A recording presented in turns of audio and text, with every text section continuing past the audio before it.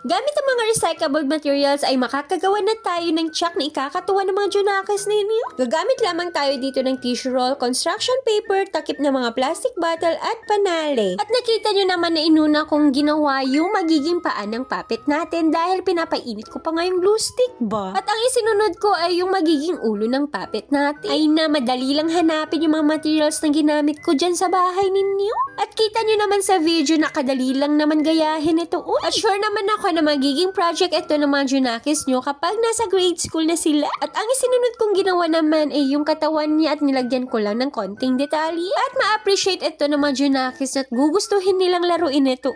Ay na nakalimutan ko kanina ilagay yung dila ng puppet natin. Kalimot ba ganun? At binutas ko na nga yung mga tissue roll para i-connect na natin yung katawan sa ulo ng puppet natin. Ay na dati nung gumagawa ko ng DIY laruan ng mga Junakis ko ay hindi ko naman video ay iba na talaga ngayon.